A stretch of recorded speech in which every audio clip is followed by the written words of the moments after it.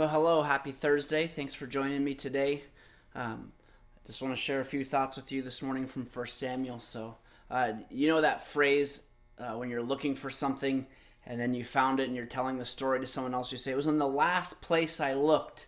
And maybe you've heard this before, but I just have found that statement so ironic because once you find it, it's not like you're going to continue to look. You don't like find your lost keys and then you keep looking for them. So of course it's in the last place you looked, which we know that generally means it's more that it's the last place I thought about looking, or I'd searched everywhere else and this was the only last place I could look. But there is just such irony in that statement.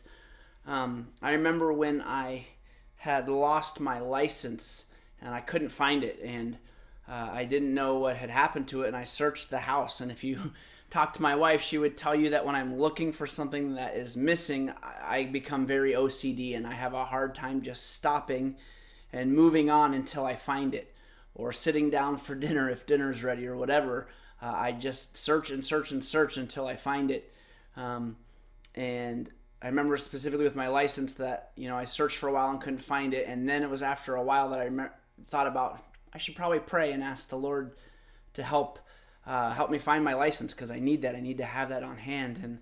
And of course, then the next day it shows up in the mail. I'm not really sure what had happened. It must have fallen out of my wallet while we were in Eugene, because the address was a post office in Eugene. And someone had dumped it in the box, and then the post office mails it to you. And so it was just pretty cool to watch God work in that way. But, I searched and searched, and it wasn't till a while into it that I brought God into it. And I remember a guy telling a story, too. It was at a conference somewhere. So, of course, the story doesn't quite sound as legitimate when I can't remember the guy or the conference. But, lots of stories over time. It's hard to remember where they all came from. But he told a similar story where he was moving, and late one evening, he stopped to let his dog out and just get some exercise. So they were running through like a bunch of grass on the side of the road in this kind of field. And he went back, after like 20 minutes, he went to leave and his keys were not in his pocket.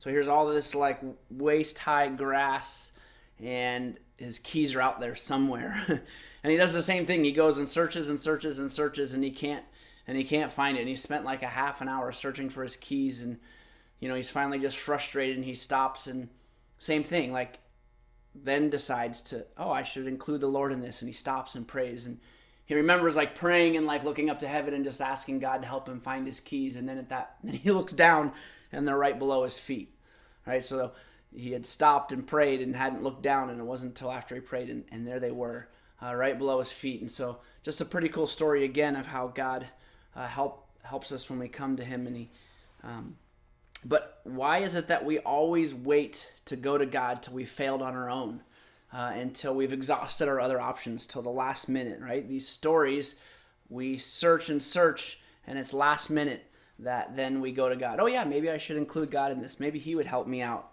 And that's kind of what our story is like today here in 1 Samuel in 9. I'm going to read verses 3 through 6. And this is about Saul. Now the donkeys of Kish, Saul's father, were lost. So Kish said to Saul his son, "Take one of the young men with you, and arise, go and look for the donkeys."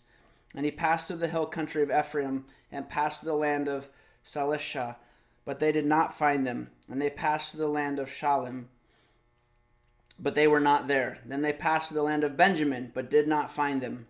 When they came to the land of Zeph, Saul said to his servant who was with him, "Come, let us go back, lest my father cease to care about the donkeys and become anxious about us." But he said to him, "Behold, there is a man of God in this city, and he is a man who is held in honor. All that he says comes true.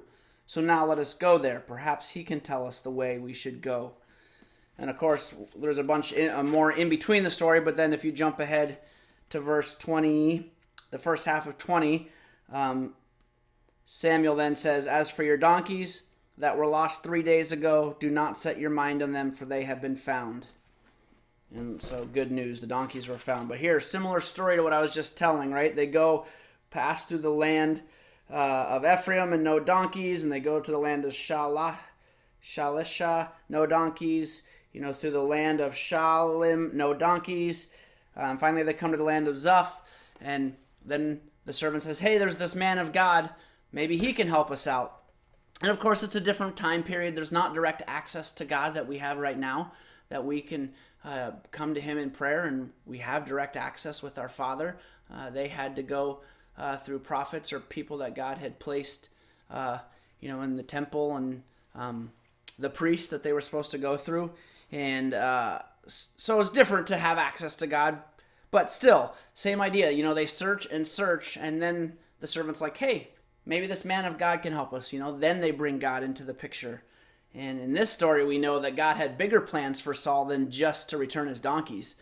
This is where Samuel anoints Saul as king, and when he meets them. And so let this not be true of us, that we only bring God in when we need him, that we wait till the last minute, that when things get tough or we can't find what we need to find, or when we're frustrated or whatever by something, then we bring God in. Let that not be true of us. Let's start with God first. Let's bring him into our days. Let's bring him into the picture first. Look at Samuel's final, in chapter 12. This is the heading there is Samuel's farewell address. Look at part of his final words to the people of Israel. He says in verse 24, "Only fear the Lord and serve him faithfully with all your heart, for consider what great things he has done for you." Right? And this is the truth today. Fear the Lord, serve him faithfully with all your heart. With all your heart. Maybe we've heard that many times, that word all. But serve the Lord with all your heart. Bring him into all that you do. And so, bring him into your workplace. Bring him into your homes. Bring him into your trips down I-5. Bring him into your meal times or your sporting events, or encourage your kids to bring him into their sports. Bring him into your friendships. Bring him into those frustrations and those times you're angry and those times you're fearful or worried. Bring him into those anxieties. We don't have to battle them and go them alone. And I know that can be a tendency in our life, that we just try to go things on our own. And then when it gets tough or we don't know what to do, then we bring the Lord in. And let that not be true of us. Let's bring him in first. Let him be a part of our days and our lives.